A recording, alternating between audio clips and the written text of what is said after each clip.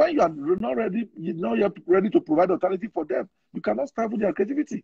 These guys, have the trust of their customers, of their clients, and they're providing some service which is very crucial for development of society. Why then do you want to stifle their growth? I'm not in support of that. Yeah. Thank you, sir. I hope that has answered your question. So somebody said, thank you. Sorry, it's going off again. Okay, let me go to the one I can see first. I'll try to scroll up again. Okay, somebody said, what is government doing to provide effective legislation on herdsmen and farmers clashes? Oh. Okay, on herdsmen and farmers clashes, I think there has been a long debate. I think for me and for the government is to modernize this sector of our agriculture. It is not so much about legislation, about driving people out of their livelihood. We just need to. For me, it's an opportunity for investment.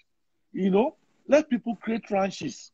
I've just told you, an Ekiti man, for having 1,000 cows in Nasarawa, and they are in a particular location. He's growing all kinds of exotic grasses for them to eat.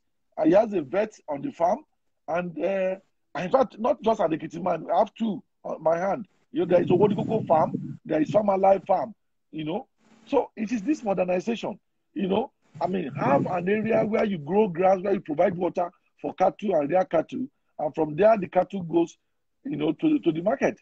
But people taking cattle from Sokoto to Bayelsa, working day and night in dry weather, in cold weather, and all that is not good for this time and period in a human's life, in our history. So we just need to modernize. It's not about legislation.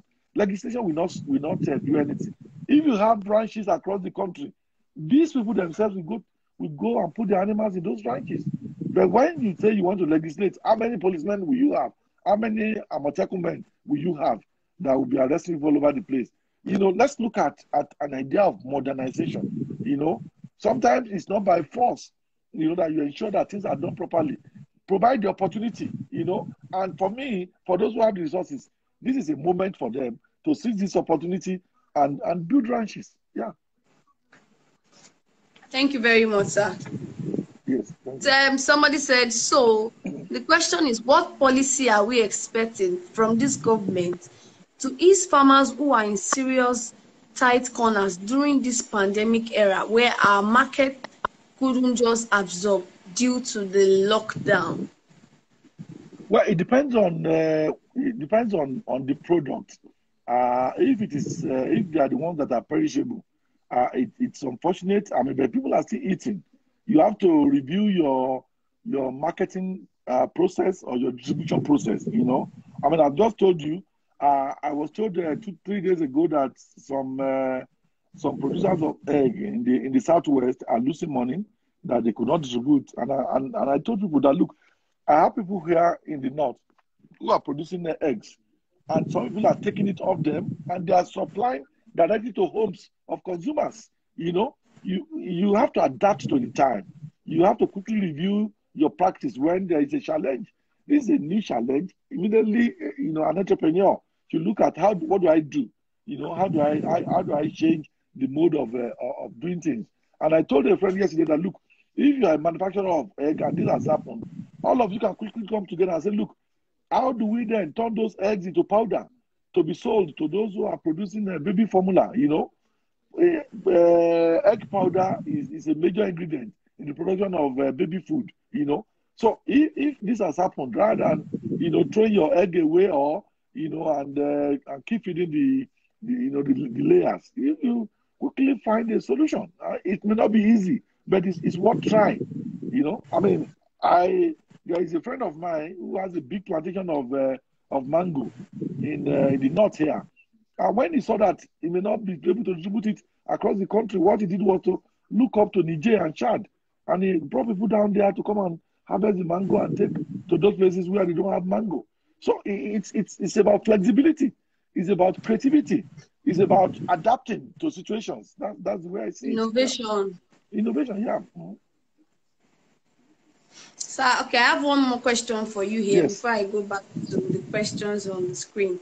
So what can government do to prevent the negative effect of change of power on agriculture empowerment programs? Well, well, you mean transition from one government to the other, right? Yes, it You affects a know, lot of government I, programs. I know it does. No one can legislate against that. We just pray that, at every point in our national life, we have a government that cares about the welfare of the people, that cares about business. Uh, you know, uh, as long as you have that, and our future actually lies in our hand, and that's why democracy has given us that card called the ballot every 4 years. If you use it wisely, you then will be able to determine which government governs your life. You must demand that whoever you are going to elect has a manifesto. You pick up the manifesto, you study it carefully, and comb it very well. Is it going to do well for me? Is it going to, help in my business? Is it going to make life better for me? But if you are ignorant and you just want to vote because somebody comes from your village or somebody has the same dark skin like you, somebody smiled at you, and you do not know the program that the person is offering, then you are going to kill yourself. So if all the farmers in Nigeria are determined that they are going to elect a farmer-friendly person and they bring him to question while he's campaigning, what is your agenda for farmers? If all the farmers in Nigeria scrutinize a candidate and determine which one has a good agenda for farmers, and they all decide as an interest group to vote for that person, the person will win. So the fear of change of policy that will affect them negatively will not come. But when you are indifferent and you do not care, or on the day of election you collect 5,000 naira to go and vote for for the wrong candidate, the candidate will not stay to govern you, or will go and adopt a policy to bring rice back from Thailand to Nigeria, then you have killed yourself. So that's the way it works.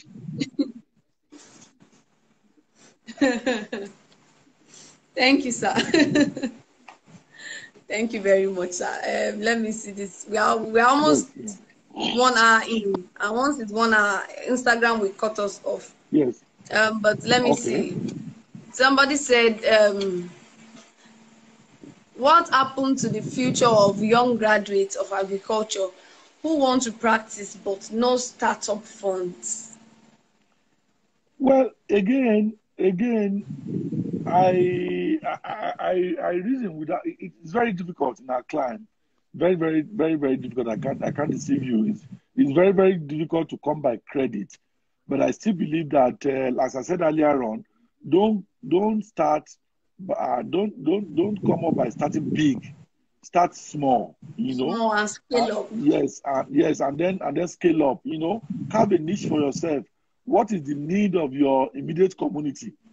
If you can even start, if you know that people in your area consume okra, and you just look for 1 acre of land or 1 hectare and produce okra, then you have a market. And if everybody knows that you are the one who can give them very fresh okra at every day, they will take from you, and then gradually you can scale up. Or when you are coming out of agri school, 5 of you can come together and form a cooperative. And there are funds for people who want to do cooperative farming in Nigeria. While you are doing the small scale thing, you begin to apply for the cooperative. As I told you earlier on, I have 6 or 7 young men now that I'm mentoring who are graduates of agric. Some of them are into the engineering side of it. Some of them are into crop. Some are into livestock and all of that. Some are into agric economics. So I'm mentoring them, and I'm trying to teach them on how to do it, in bits and then scale up. And I believe that if they stay true to their conscience for the next few years, they will grow and they become a phenomenon, just as the ones I've mentored are becoming phenomenal up here in the north now. Yes. Thank you, sir.